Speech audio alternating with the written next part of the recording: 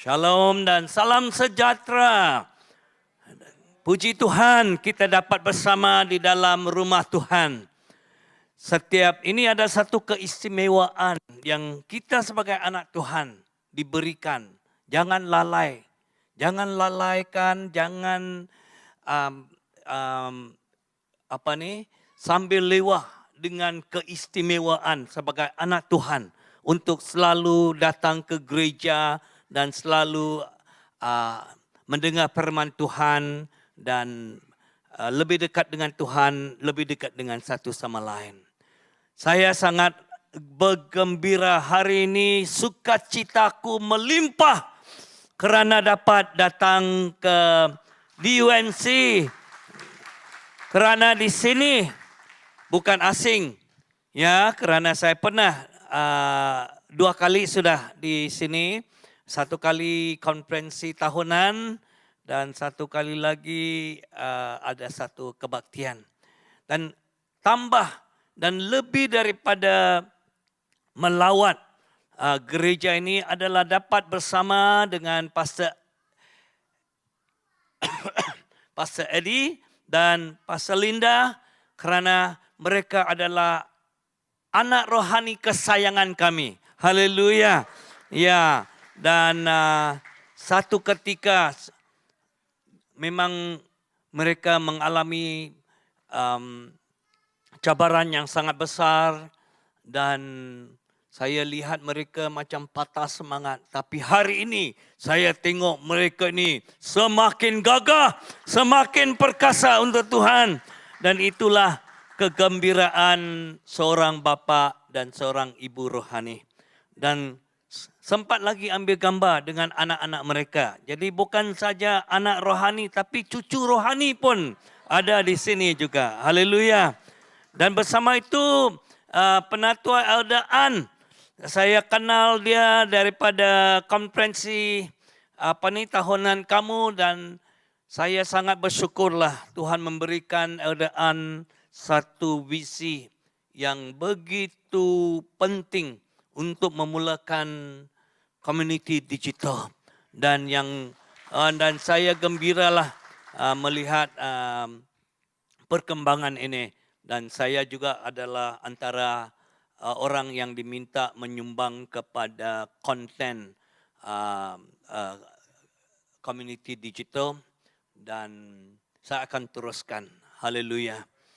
Jadi pagi ini sebenarnya saya tidak minta untuk berkhotbah. Saya hanya mau melawat kerana kami ada satu tim, saya dan isteri.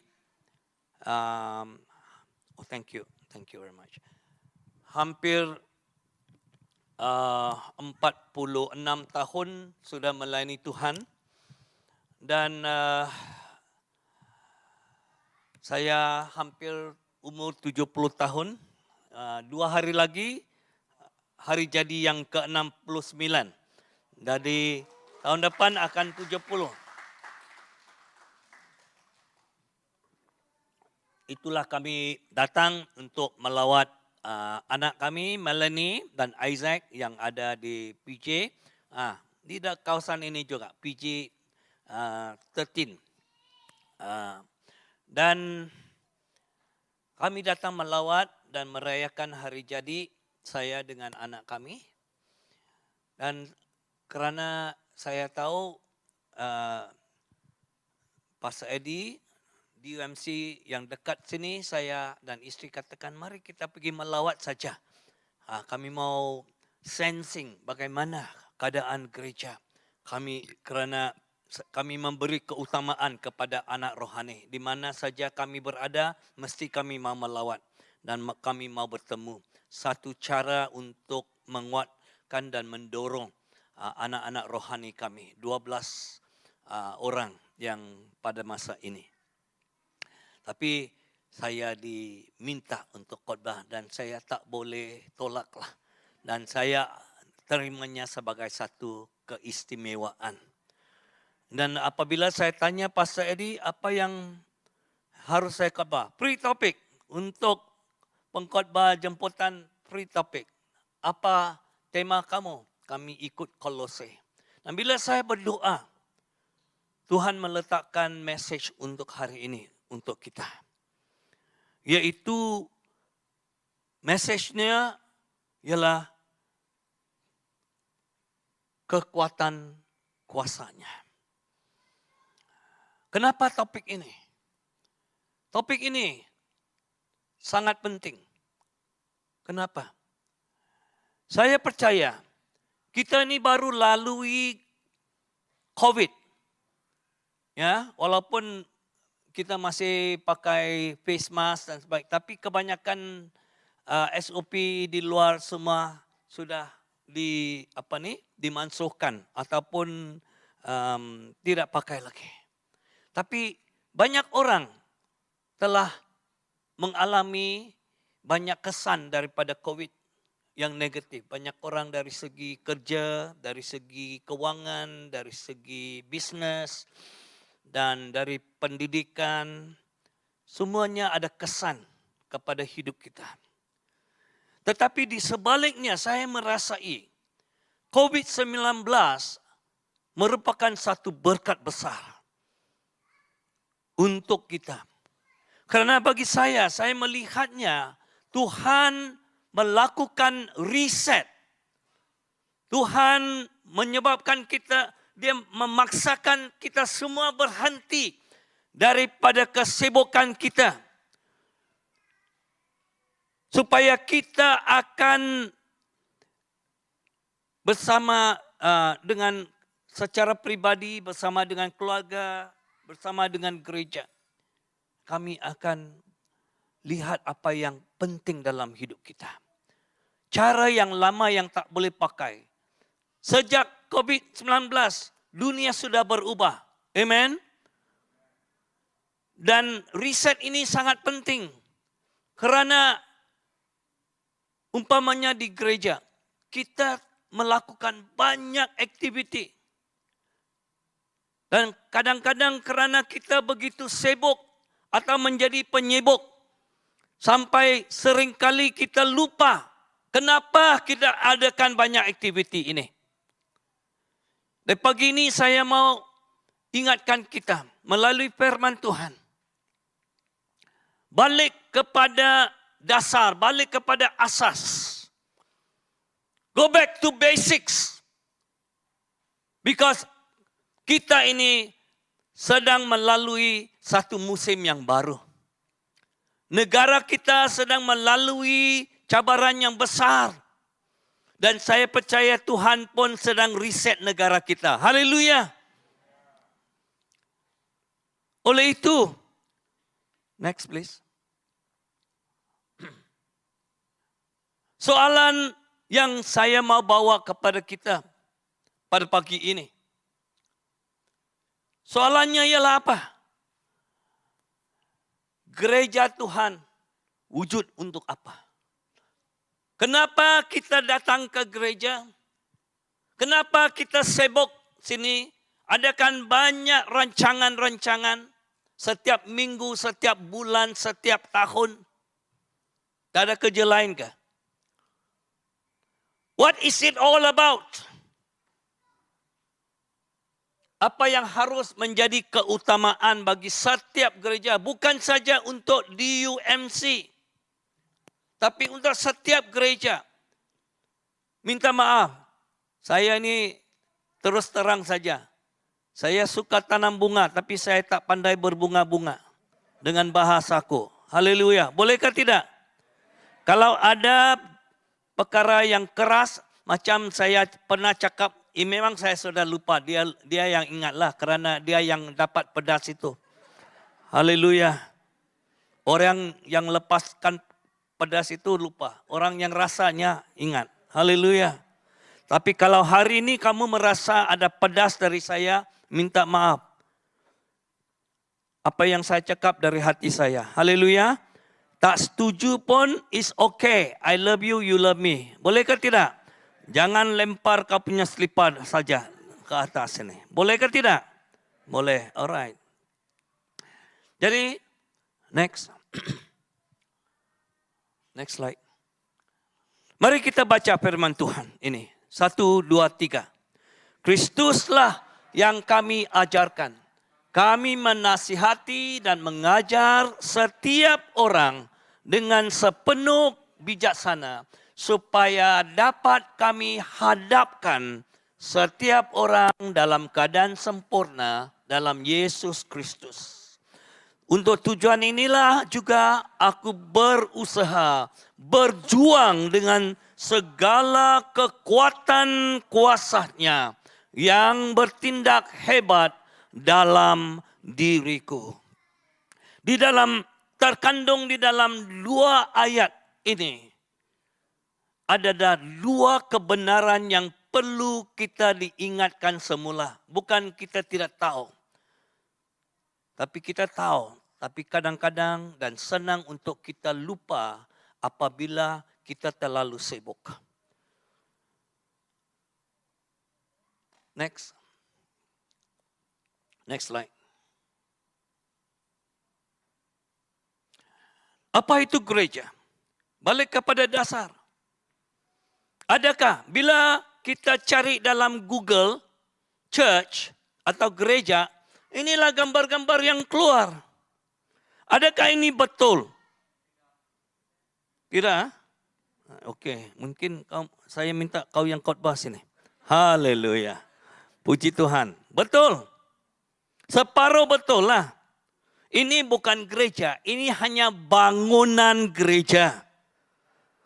Gereja tak sama dengan bangunan gereja. Selalu orang sebut gereja, inilah yang kita dalam gambaran.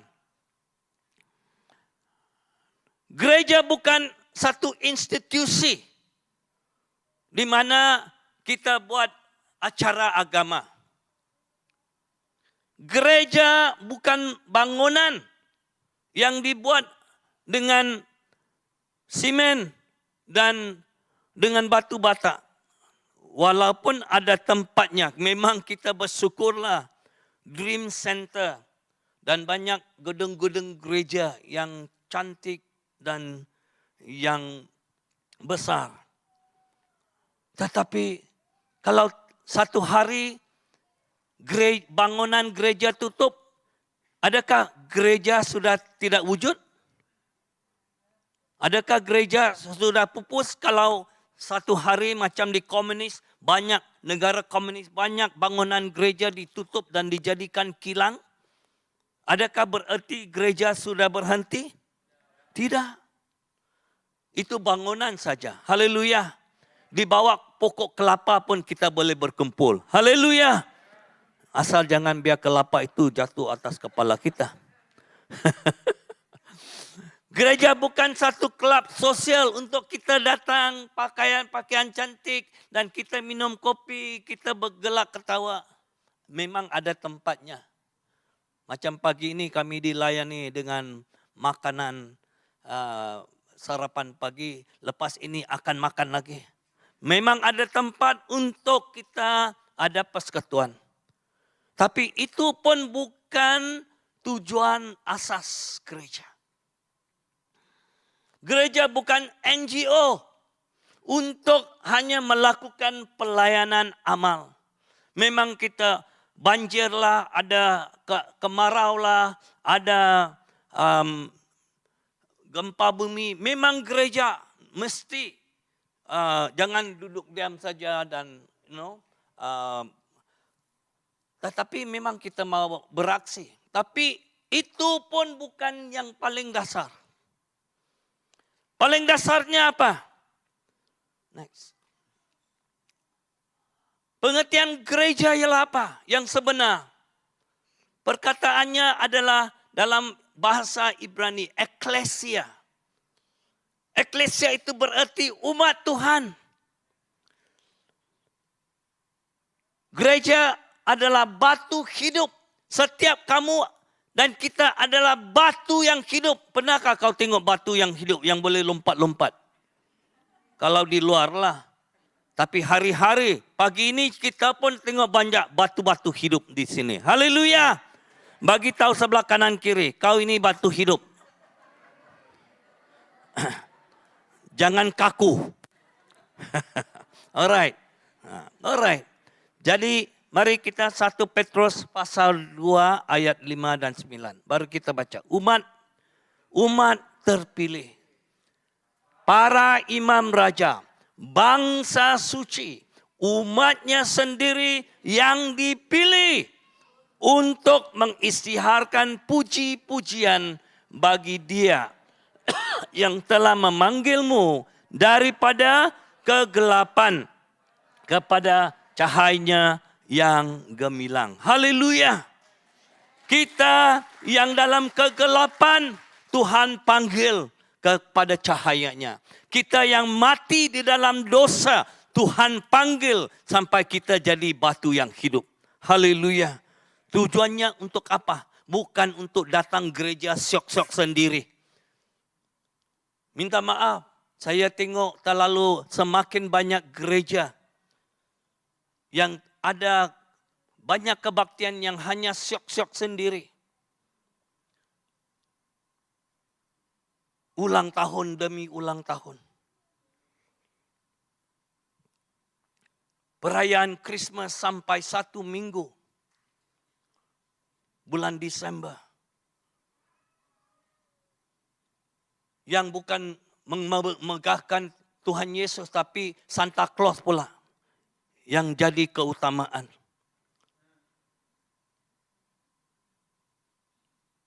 Next. Jadi tujuan asas gereja ialah apa? Ada 2. Nomor 1. Penginjilan. Cakap penginjilan. Kita tahu amanat agung. Di mana Tuhan pergi. Pergilah menjadikan bangsa-bangsa muridku. Mengajar. Dan pergilah. Jadi kita sebagai gereja jangan lupa ini. Banyak gereja sudah hampir tidak ada penginjilan lagi.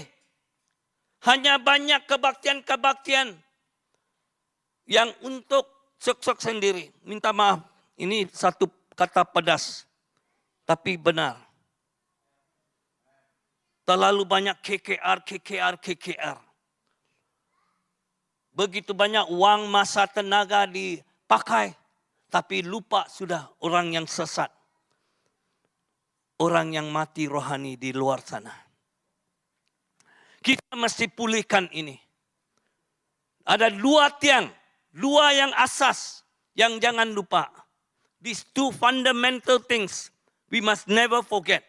Why the church exists. Kenapa gereja wujud? 1 penginjilan. Penginjilan yang berkesan. Bukan itu cara lama. Tak boleh pakai sudah. Di mana kita jemput pengkhotbah yang hebat dari Indon. Dan kita jemput orang datang. Dan wah ada tuh. Tapi sebenarnya hasilnya tidak banyak. Tidak banyak yang kekal. Walaupun banyak duit, tenaga, uang dipakai. Minta maaf. Banyak itu. Cara yang lama itu. Itu sebabnya saya katakan reset. Cara baru ini. Orang yang tidak. Tuhan suruh kita pergi. Tapi kita minta orang datang. Sudah silap langkah tahu. Pergi di mana ikan ada. Bukan minta ikan lompat masuk baldi yang kau sediakan di sini. Itu cara gereja yang lama. Kita sediakan baldi dan kolam. Nah lompat. Mari lompat masuk. Pergi ke sungai. Di mana ikan itu ada. Haleluya. Gunakan teknologi baru. Puji Tuhan, community digital. Orang yang tak pernah, yang tidak mau masuk bangunan gereja, kita boleh menjangkau dengan teknologi yang baru. Haleluya! Penginjilan yang berkesan, bukan hanya penginjilan yang biasa.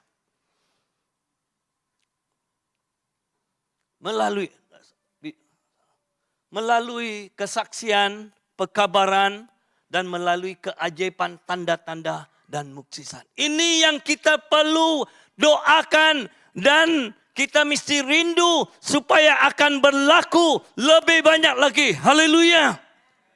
Orang yang sakit disembuh. Orang yang dirasuk akan dilepaskan. Ini semua tidak boleh buat dengan psikologi. Dengan hanya berteriak-teriak. Tetapi bila kuasa Tuhan, hadirat Tuhan ada di tempat ini, kita akan melihat lebih banyak mukjizat berlaku. Haleluya. In these last days, roh Tuhan mesti dicurah balik untuk membawa, menjamah orang yang sudah mati, dihidupkan. Yang lumpuh akan dapat berjalan lagi. Haleluya. Dan saya bagi tahu, bila sekarang ini banyak falsafah, banyak orang mau berdebat. Don't waste your time dengan berdebat, hanya angin panas, nothing else berlaku. Tapi bila kita bergerak dengan kuasa Tuhan yang bekerja di dalam kita dan melalui kita, banyak orang akan datang. Haleluya. Saya memberikan satu kesaksian. Alright. Saya dan ibu kami pernah menggembala sebuah gereja Bumi Putra ataupun anak sulung di Pinampang. Gereja Maranatha. Satu hari kami dengar ada seorang anak dia datang ke gereja, dia cakap, "Bapak, aku sakit teruk, tunggu mati." Kerana dia ada masalah, what is the term? Multiple sclerosis. Di mana dia punya kena sentuh saja, sakit, bengkak semua. Jadi kami ambil keputusan untuk pergi 10 orang. Turun naik 4 bukit, menyeberangi sungai dari jam 5 sampai jam 9 petang baru sampai, gelap, lapar, belum makan. Kami pergi berdoa untuk keluarga itu. Orang ini yang dikatakan tunggu mati, tidak boleh baring, tidak boleh tidur, tidak boleh makan. Mamak dia bomo pun tidak boleh buat apa-apa. Dengan iman kami doakan untuk dia dan membawa dia mengenal Tuhan. Dengan senang, bukan dengan teriak-teriak. Lepas itu pulang balik jam 1 pagi baru sampai rumah hari itu. Tapi kamu tahu apa berlaku? Mulai hari itu dia mulai sembuh. Semakin sembuh. Dalam 2 minggu ini yang tunggu mati, dia boleh turun 4 bukit untuk datang ke gereja kami pada hari minggunya. Bila kita melihat ada keajaiban, ada mukjizat seperti ini. Mamak dia yang bomo, dia bawa dia punya jimat-jimat dalam satu bungkusan kuning, dengan dibalut dengan kain kuning. Pastelam, aku tidak mau lagi jadi bomo, aku mau jadi pengikut Yesus. Haleluya. Tak payahlah kita, berdebat dengan siapa-siapa. So kita perlu melihat lebih perkara itu berlaku. Haleluya. Amen. Dan saya mau memberi cabaran di sini. Kamu tahu ikut statistik sangat menyedihkan. Banyak gereja semakin kurang, bukan tambah. Bukan tambah. Bagaimana menjangkau mereka yang belum kenal Tuhan dalam post-COVID ini, selepas COVID ini. Ramai anak muda. Puji Tuhan untuk kamu yang datang ke gereja. Tapi untuk setiap kamu yang datang ke gereja, ada 100 lagi yang di luar. Siapa yang menjangkau mereka kalau bukan kita? Kalau bukan sekarang, bila lagi? Haleluya. Itulah sebabnya saudara-saudara, kita mesti minta strategi daripada Tuhan. Dan kita mesti minta kuasa daripada Tuhan. Supaya kita boleh menjangkau mereka. Zaman akhir sudah sampai. betul-betul sudah sampai. Dan kedua, bagaimana menghidupkan, memulihkan Kristen kulit. Walaupun kita, kalau Irau, saya pernah menjadi pengkhotbah di Irau, di Lawas. Saya cerita dengan Steffi. Wah, 4,000, 5,000 orang datang. Dan wah, puji Tuhan.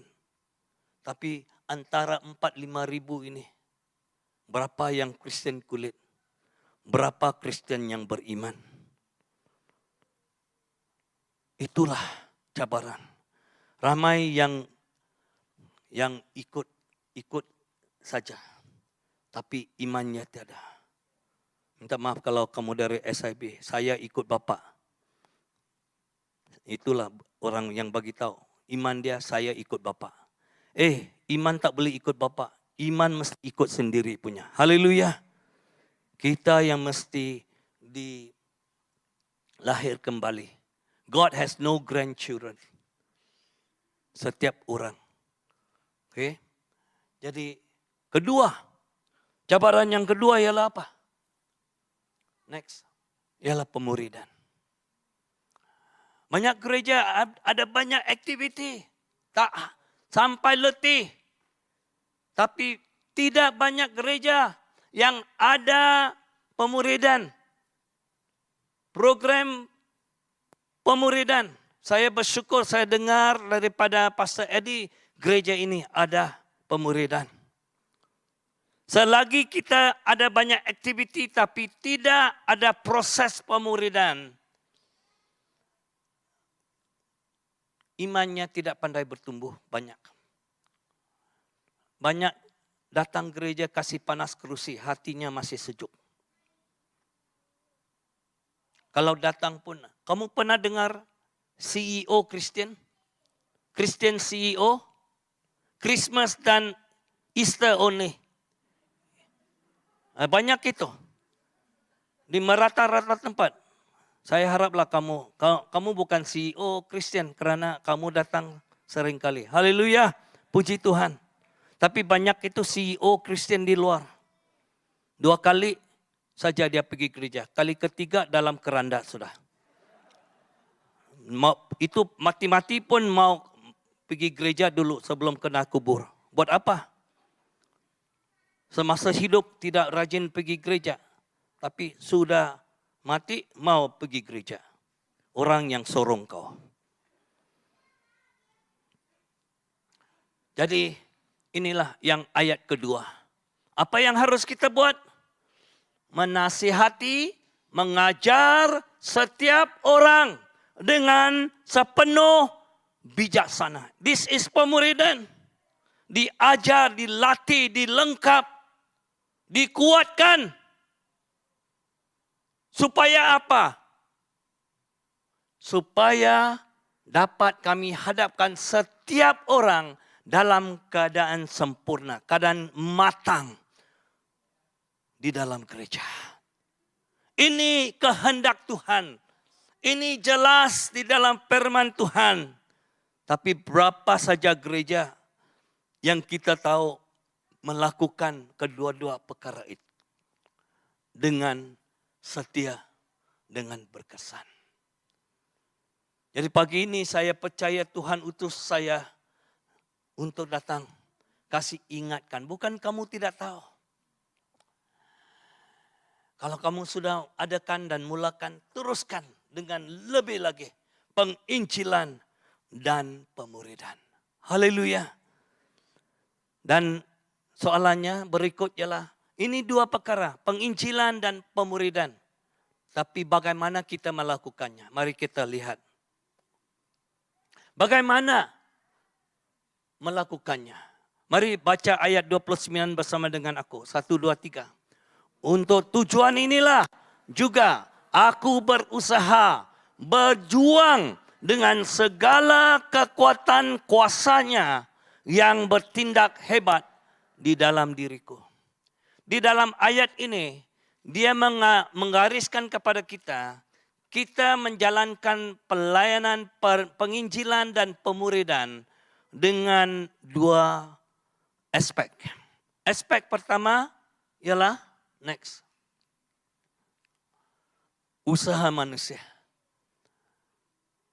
Kita tak boleh cakap, oh ini kerja Tuhan. Aku datang peluk dada saja. Aku tengok apa Tuhan buat.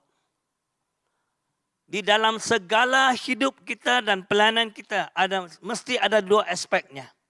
Usaha manusia. Haleluya. Dia katakan, aku yang berusaha. Aku berjuang. Amen. Aku berjuang. Aku berusaha. Jadi Tuhan bagi kita hikmat. Tuhan bagi kita otak. Tuhan bagi kita kaki tangan. Tuhan bagi kita keluarga Kristian di sini.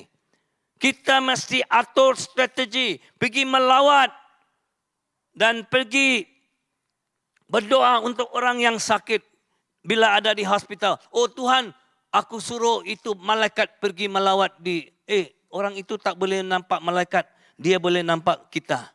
Dia boleh rasa tangan kita, dia boleh dengar suara kita, dia tak boleh dengar suara malaikat. Amen. Jangan terlalu rohani. Oh, let God. Macam pilihan raya juga. Oh Tuhan, ubahlah keadaan negara kita. Tapi tidak pergi undi. Kau mau minta malaikat kah undi untuk kau? Kalau tidak undi, jangan kau berdoa kuat-kuat. Ubahkan negara kita. Amen. Itu ada kita punya tugas, kita punya kewajipan sebagai manusia. Melakukan kebajikan, ada banjir, ada orang miskin, kita pergi melawat mereka. Oh, saya sangat bersyukur saya tengok orang asli yang ada di sini dan mereka dibawa untuk terus bersama untuk melayani di tempat ini. Haleluya. Saya dan ibu sangat prihatin dan sangat terbeban untuk orang asli. Itulah permulaan pelayanan kami di antara anak sulung. Kami sudah melawat banyak tempat orang asli. Saya sedih tengok keadaan orang asli. Orang yang betul-betul orang asal. Orang asli. Tetapi dipinggirkan, ditindas. Tapi kita, puji Tuhan, kita melayani mereka. Haleluya. Menghibur orang yang berduka, orang yang sudah kehilangan orang kesayangan. Kita pergi berdoa untuk mereka. Kita menghibur. Kita memberi counseling kepada orang yang tertekan. Ini lepas COVID ini banyak orang tertekan dengan tekanan jiwa. Ada seorang anak pastor yang baru-baru ini. Dia memang sangat tertekan. Dan dia dirujuk kepada untuk hospital tekanan jiwa punya. Dia cakap long list. Kami perlu tunggu 3-4 bulan baru boleh jumpa doktor. Terlalu banyak orang mau jumpa. What about the church? Ini masanya banyak orang perlu sentuhan jamahan daripada Tuhan. Perlu counseling. Perlu doa. Haleluya. Ini yang kita perlu buat. Usaha manusia. Tetapi kedua. Ialah kekuatan kuasa Tuhan. Kita mesti berjuang dengan segala kekuatan kuasanya yang bertindak hebat di dalam diriku. Kita mesti jadi saksi yang hidup bagi Tuhan. Bila kita mengalami kuasa dan kasih Tuhan, barulah Tuhan boleh pakai kita sebagai alat. Kalau kita tidak ada perhubungan yang erat dengan Tuhan, kita tak pernah mengalami kasih karunia Tuhan, kita tak pernah mengalami cara Tuhan telah menyelamat hidup kita ataupun. Kenapa walaupun saya university graduate, saya kenal Sandra punya abang yang meninggal di dalam nahas kapal terbang. Kami bersama-sama di university masa itu. Kenapa saya keluar dari universiti? Karena hidup saya telah banyak diubah. Dan ibu dan saya telah mengalami banyak mukjizat. Melanie, please stand up. Kami tidak ada anak selama 18 tahun. Tuhan tiba-tiba bagi 2. Dia dan abang dia dalam 7 bulan kami ada 2 anak. Wow. Inilah mukjizat yang kamu tengok di depan mata kamu. Rumah kami terbakar, kami tidak ada insurans. Perlu lebih kurang 300,000. Tuhan membekalkan itu duit. Lebih daripada cukup. Haleluya. Oh, banyak lagi cerita. Tak habis cerita. Tapi puji Tuhan. Kerana kami telah mengalami. Saya hampir meninggal dunia. Tahun 2011. Jantung saya sumbat 90%. Sakit. Saya dipitas di pedalaman. 4 jam dari Pitas ke KK. Bawa kereta dalam keadaan sakit. Bila-bila sudah boleh dipanggil Tuhan. Tapi Tuhan kekalkan hidup saya sampai hari ini. Haleluya. Bila kita ada kesaksian hidup, kita boleh menjadi saksi yang hidup bagi Tuhan. Kerana bukan aku, tetapi kuasa kekuatannya yang mengalir di dalam diriku kepada orang lain. Haleluya. Apa yang saya ceritakan mengenai si Potik, yang orang yang hampir mati, namanya si Potik. Kamu tahu, dia kerana kami berusaha, kami turun naik 4 bukit, sampai 2 antara kami pengsan dalam perjalanan. Seorangnya datuk, pengsan. Puji Tuhan, dia tidak mati di tengah-tengah hutan itu.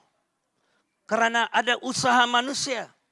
Tetapi kuasa Tuhan, kerana kita berusaha, kuasa Tuhan bergerak melalui kita. Dia boleh turun daripada kampung dia, turun 4 bukit dan menyeberang sungai untuk datang gereja. 2 minggu selepas itu. 1 tahun kemudian dia dapat kerja di Singapura sebagai pekebun. Wow, itulah mukjizat. Haleluya. Orang doktor pun cakap ini tiada ubat. Tapi dokter yang paling besar ada ubatnya. Amen. Jadi memerlukan kedua-dua. Bergerak mengikut pimpinan Tuhan. Bukan mengikut apa yang suka hati kita. Berkongsi dengan hikmat Tuhan. Bila tidak ada masa kita mesti berkongsi. Tapi Tuhan yang akan menggerakkan. Orang yang ada baju merah itu di belakang. Pergi. Ini kita panggil treasure hunt. Ini cara penginjilan baru. Treasure hunt. Bukan kau tarik siapa-siapa yang paling dekat. Tapi Tuhan di bilik ini. Di restoran ini. Di supermarket ini. Pimpinlah aku kepada orang yang aku mau kongsikan. Haleluya. Kita buat dengan mengikut pimpinan Tuhan. Dan akhirnya kita berperang rohani dengan kuasa Tuhan. Di mana kita akan melihat pelepasan dan kesembuhan. Dengan kuasa Tuhan yang bekerja di dalam kita melalui kita. Jadi sebagai penutup. Cabaran saya kepada kita semua pagi ini. Marilah kita bangun dan bangkit. Jangan saja datang ke gereja, peluk dada, tengok-tengok, buat komplain. Marilah bangkit. Bangun dan bangkit kita sendiri. Katakan kepada Tuhan, aku mau dipakai. Ini akhir zaman, banyak orang yang perlu diselamatkan, perlu dijamah oleh Tuhan. Pakailah aku Tuhan. Bekerjalah di dalam aku. Penuhi aku dengan kasih-Mu, dengan kuasa-Mu. Haleluya. Nah, untuk kita memberitakan Injil, untuk kita membangunkan umat Tuhan, untuk kita memajukan kerajaan Tuhan. Dan kita mesti berusaha dan tekun dengan usaha manusia. Tapi itu separuh saja. Yang separuh itu kita mesti menjemput. Kita mesti, ini handphone ini, pakai bateri bolehlah tahan sekejap. Tapi kalau kena charge dengan direct current, barulah dia berkuasa. Haleluya. Begitu juga kita ini perlu bergantung kepada kekuatan kuasanya supaya gereja Tuhan akan dipenuhi dengan umat Tuhan yang kakah, perkasa, yang berani, yang matang, yang sempurna di dalam Tuhan. Itulah kehendak Tuhan untuk gerejanya. Amen. Amen. Haleluya.